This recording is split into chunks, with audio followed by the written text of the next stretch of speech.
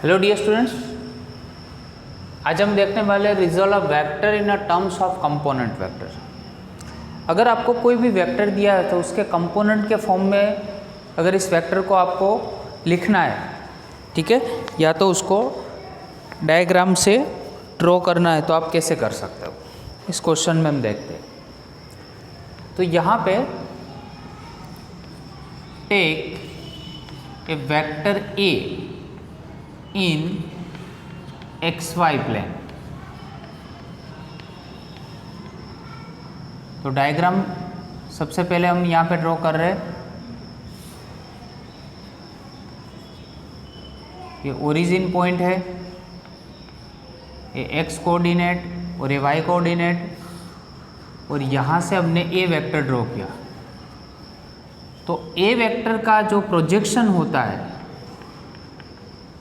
वो x axis पे भी पड़ता है और यहाँ पे y एक्सिस पे भी होता है।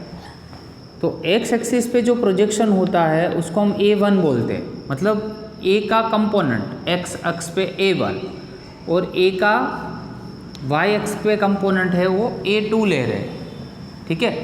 और ये दोनों कंपोनेंट है वो वेक्टर के फॉर्म में।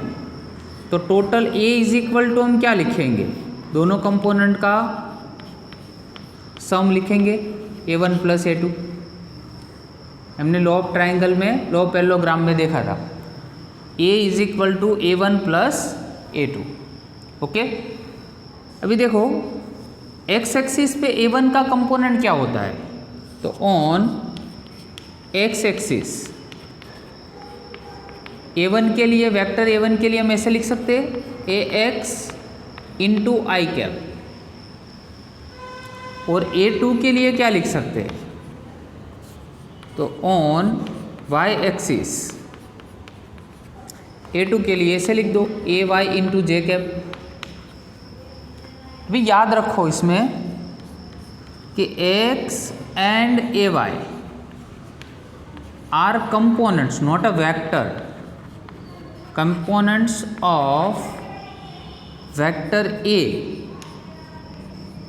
in the direction of x and y axis। ये तो ओनली क्या है, कंपोनेंट है। तो आई कैप और जे कैप क्या शो कर रहे हैं, तो आई कैप और जे कैप आपको पता है उस तो यूनिट वेक्टर है, ठीक है, वो तो यूनिट वेक्टर शो करते हैं। तो टोटल जो आई की डायरेक्शन है, इसके लिए हम डायग्राम फिर से यहाँ पे अगर ड्रॉ करें तो ए वेक्टर के लिए डायग्राम कैसा होगा, अगेन यहाँ पे ए वेक्टर हो गया, इसका यहाँ पे कंपोनेंट मिला, ये हो गया अपना ए एक्स आई कैप, ठीक है। ये दूसरा हो गया A Y into J cap. तो total A is equal to हम ऐसा लिख सकते हैं A X I cap plus A Y J cap, ठीक है, ए एक्स आई कैप और ए वाई जे कैप।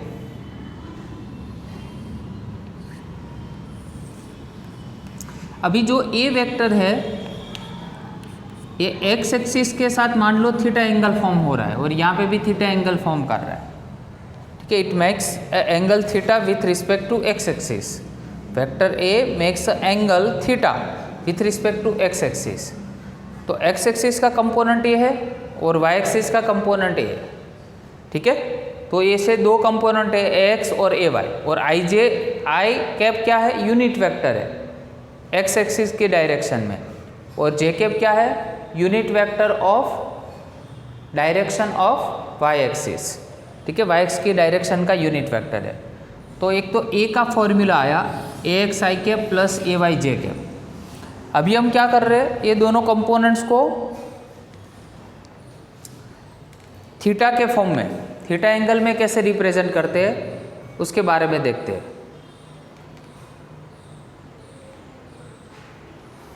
ठीक है।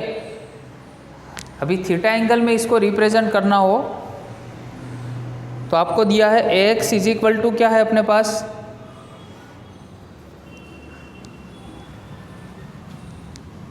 तो A x is equal to, याद रखो जिसके साथ एंगल फॉर्म होता है ऑलवेज कोस थीटा कंपोनेंट होता है, और उसका जो वर्टिकल कंपोनेंट है वो कौन सा होगा, साइन थीटा। तो x is equal to A cos theta और A Y is equal to A sine theta. Squaring on both side, मतलब ax का स्क्वायर करो प्लस ए वाई का स्क्वायर करो। चलो इसका स्क्वायर करो तो क्या होगा, ए स्क्वायर को स्क्वायर थीटा, और y का स्क्वायर करोगे तो क्या होगा, A square sine square theta. चलो दोनों में से ए स्क्वायर कॉमन, तो कॉस स्क्वायर थीटा प्लस क्या होगा, साइन स्क्वायर थीटा, और cos square theta plus sine square theta 1 होता है, इसलिए आंसर आया अपने पास X square plus A Y square is equal to A square. तो मैं ऐसा लिख सकता हूँ कि magnitude of A under root में A X square plus A Y square. Okay, ये हुआ मैग्नीट्यूड। अभी बात करते हैं डायरेक्शन। डायरेक्शन मतलब थीटा। तो यहाँ पे जो डायग्राम दिया हुआ है वो डायग्राम में देखो तो टेन थीटा की वैल्यू कैसे आएगी। तो टेन थीटा अपने 10th स्टैंडर्ड में पढ़ा है। Ten theta is equal to क्या होता है, ऑपोजिट डिवाइड बाय ये ऑपोजिट कंपोनेंट कौन सा है अपना, ए वाई। क्योंकि मैग्नीट्यूड ले रहे हैं इसलिए जे कैप लिखने की ज़रूरत नहीं है। इसका मैग्नीट्यूड लेंगे तो कितना होगा, ए एक्स। तो ऑपोजिट डिवाइड बाय एडजेसेंट, तो A Y divide by A X होगा। ऑपोजिट डिवाइड बाय एडजेसेंट, तो theta is equal to tan inverse. Tan इस साइड पे जाएगा, इन्वर्स हो जाएगा, A Y divide by A X. तो कोई भी वेक्टर का अगर मैग्नीट्यूड आपको फॉर्म करने को बोले, ठीक है, तो A X square plus A Y square 2 dimensional है तो, और थीटा फॉर्म करने को बोले तो A Y divide by A X 10 inverse. अभी बात करते हैं 3 डायमेंशन के लिए। फॉर 3 डायमेंशन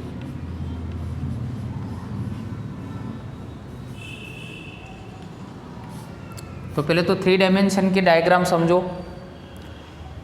देखो यहाँ पे आपको एक ए वेक्टर दिया हुआ है, उसके 3 कंपोनेंट्स है। पहला x के ऊपर ए एक्स, ये वाई एक्सिस के ऊपर वाई ए वाई, और इसके ऊपर ए जेड। ठीक है, x एक्सिस के साथ कौन सा एंगल फॉर्म हो रहा है, अल्फा। वाई एक्सिस के साथ ए वेक्टर कौन सा एंगल फॉर्म कर रहा है, बीटा, और जेड एक्सिस के साथ गामा। ठीक है, अल्फा बीटा एंड गामा। इसका पैरेलल कंपोनेंट ए एक्स है, ए जेड का ए जेड हो जाएगा, और ए वाई जो है उसका पैरेलल यहाँ पे ए वाई हो जाएगा। ऐसे 3 कंपोनेंट शो करना। ठीक है, तो किसी वेक्टर को अगर 3 डायमेंशन में शो करना हो तो कैसे कर सकते हैं, मैथमेटिकली फॉर्मूला देखते हैं। मैथमेटिक्स जैसे उसमें 2 डायमेंशन में बताया वैसे देखो, x का कंपोनेंट यूनिट वेक्टर, y का कंपोनेंट उसका यूनिट वेक्टर, और z का कंपोनेंट और उसका यूनिट वेक्टर। तो अगर इसका मैग्नीट्यूड हम निकालें तो अंडर रूट में क्या होगा, तो फर्स्ट कंपोनेंट का स्क्वायर मतलब x कंपोनेंट्स का स्क्वायर, y कंपोनेंट्स का स्क्वायर और z कंपोनेंट्स का square. Clear, X square plus A Y square plus A Z square. तो किसी वेक्टर का अगर पोजीशन वेक्टर लिखना है, मतलब r की वैल्यू लिखनी है, r मतलब पोजीशन वेक्टर, तो उसके 3 कंपोनेंट, x का मतलब x I cap, Y J cap और जेड के कैप, ऐसे भी हम लिख सकते हैं। कैसे, हम इसके जैसा ही हो गया। यहाँ पे मैंने ए लिया था तो एक के कंपोनेंट लिए आर लिए, तो आर मतलब पोजीशन वेक्टर, उसके 3 एक्सिस होते हैं एक्स वाई एंड जेड, इसलिए उसमें एक्स वाई और जेड के फॉर्म में लिखा। तो ये 3 डायमेंशन हो गया। ओके, तो 3 डायमेंशन में एक मैं एग्जाम्पल दे रहा हूँ, तो एग्जाम्पल से और ज़्यादा आपको समझ में आएगा। मान लो 2i कैप दिया है प्लस दिया है 4j cap plus k cap दिया है, उसका मैग्नीट्यूड आपने बोला, तो मैग्नीट्यूड मतलब जब भी वेक्टर में मैग्नीट्यूड बोले तो पहले अंडर रूट कर ही दो। इसका कोफिशिएंट i कैप का कोफिशिएंट मतलब 2 का स्क्वायर, j का कोफिशिएंट 4 का स्क्वायर और k का कोफिशिएंट 1 का स्क्वायर साइन के साथ लेना है। ये साइन यहाँ पे प्लस है तो सारी प्लस लिए। ये कितना हो जाएगा 4, 16 और 1, आंसर आया अपना 21, अंडर रूट ऑफ 21 मैग्नीट्यूड मिल गया। ठीक है, बहुत ही सिंपल है। अभी नेक्स्ट क्वेश्चन के बारे में देखते हैं। ये क्वेश्चन यहाँ पे कंप्लीट हो गया पूरा, 2 डायमेंशनल और 3 डायमेंशनल दोनों यहाँ पे हमने देख लिए। ठीक है, चलो अभी है vector addition for analytical method, analytical method for vector addition.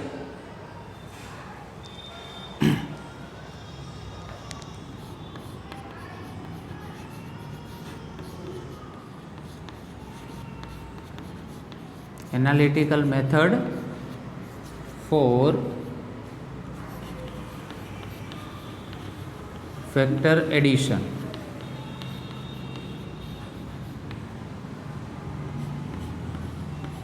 पहले 2 डायमेंशन के लिए लेते, 2 वेक्टर अज्यूम करते। ए होगा 2 डायमेंशन में ax i कैप लिखेंगे और ay j कैप लिखेंगे। बी वेक्टर होगा तो bx i कैप लिखेंगे और by j कैप लिखेंगे। ठीक है, दोनों का प्लस किया a प्लस बी, क्योंकि अलजेब्रिक एडिशन हमें वेक्टर एडिशन करना है तो दोनों के कंपोनेंट लिखे, ax i cap again ay j cap, bracket कर दिया, plus bx i cap plus by j cap. चलो ये दोनों में क्या किया, दोनों में से i कैप को कॉमन निकाला तो ax प्लस bx और दोनों में से i कैप कॉमन, फिर से ay प्लस by और दोनों में से j कैप कॉमन। अभी ax प्लस bx को मैं अज्यूम करता हूँ rx, तो ये rx हो गया, ये ry हो गया, तो डेफिनेटली इसको हमें r देना पड़ेगा a प्लस b को। तो फॉर्मूला बना r is equal to R X I cap plus R Y J cap. ये 2 डायमेंशनल हो गया। वैसे ही 3 डायमेंशन के लिए देखते हैं अलजेब्रिक सम। अगर 3 डायमेंशन होता है तो कैसे कर सकते हो, तो 3 डायमेंशन की कैलकुलेशन यहाँ पे करते लास्ट सेशन में। For 3 dimensional what happens here, so we are taking here a one vector A with 3 components, ax I cap, ay j cap, az k cap. For B we have bx I cap, by j cap and bz k cap. For addition of these 2 vector, अभी देखो direct लिख सकते हैं, ये दोनों का plus करोगे तो x प्लस क्या होगा bx और दोनों में से i कैप कॉमन, ये दोनों में से तो भाई ay प्लस by और j कैप कॉमन, और थर्ड में क्या होगा az प्लस bz और k cap common. Again ax plus bx को मैं नाम देता हूँ rx i कैप, सेकंड क्या हो जाएगा are Y J cap, third क्या हो जाएगा आर जेड के कैप। ठीक है, तो ए प्लस बी है उसको मैं आर दे देता हूँ, तो 3 डायमेंशनल वेक्टर है उसके लिए ये फॉर्मूला बनेगा। क्लियर। अभी आपके पास मान लो कि स्मॉल ए स्मॉल बी और स्मॉल सी 3 डायमेंशन में दिए, तो तीनों के कंपोनेंट्स तो अगेन ए एक्स ए वाई जे कैप और ए जेड के कैप लिख सकते हैं। बी के लिए तो B x I cap, B Y J cap और बी जेड के कैप लिख सकते हैं। सी के लिए सी x I cap, C Y J cap और सी जेड के कैप लिख सकते हैं। अगर मान लो आपको दिया है मेरे को ए प्लस पहले बी करना है, बट एल्जेब्रिक है इसलिए माइनस भी हो सकता है, इसलिए सी को माइनस करना है, तो डायरेक्ट कैसे लिखेंगे? पहले ए और बी को तो हमें प्लस ही करना है, मतलब ए और बी को तो प्लस करना है, तो एक्स और बी एक्स का प्लस होगा, उसमें से कॉमन क्या निकलेगा? आई कैप। पहले काम करते लिखते हैं तीनों कंपोनेंट्स, तो कंफ्यूजन ना हो। और ए वाई जे कैप और ए जेड के कैप हो जाएगा। पहले ए का लिखा, फिर अगेन बी का लिखो, तो B x I cap, B Y J cap और बी जेड के कैप लिखा, minus C x I cap, C Y J cap और सी जेड के कैप लिखा। ठीक है, पहले एक्स एक्सिस के जो कंपोनेंट है A X plus B X, but C क्या करना है? हमें माइनस करना है, मतलब माइनस सी एक्स होगा और तीनों में से आई कैप कॉमन। सेम ए वाई प्लस बी वाई करना है, पर सी क्या करना है? माइनस करना है, तो सॉरी सी वाई होगा और यहाँ पे जे कैप लिखेंगे। ठीक है, वैसे ही यहाँ पे A Z plus B Z और माइनस क्या करेंगे? सी जेड और यहाँ पे लिखेंगे के कैप। ओके, तो this is the analytical method of vector addition. You can add और subtract of any vector from the other vector. Okay, so for today's lecture, what is the conclusion? So conclusion, you can show any vector by its component ax I cap plus ay j cap. If you are given the three dimensional, you can add az into k cap. What is the magnitude? Magnitude of a is given by under root of ax square plus ay square. What is the angle? Angle is given by tan inverse ay by ax. So this is the conclusion. So you must have to title must remember. You must have to give a title of must remember. This is the formula. You can also write in three dimensional ay j cap or az k cap. Okay, so vector magnitude of this vector x square, ay square and az square.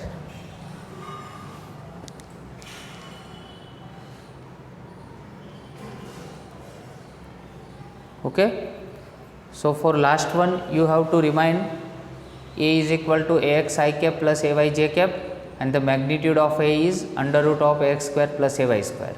Theta is equal to tan inverse ay by ax, and also the last one axi, ayj and azk under root of ax square plus ay square plus az square. Okay, so this is for today's lecture. You can see the whole board.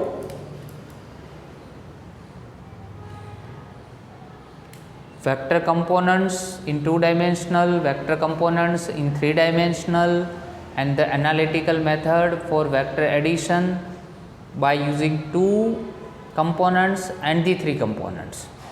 Okay, thank you very much.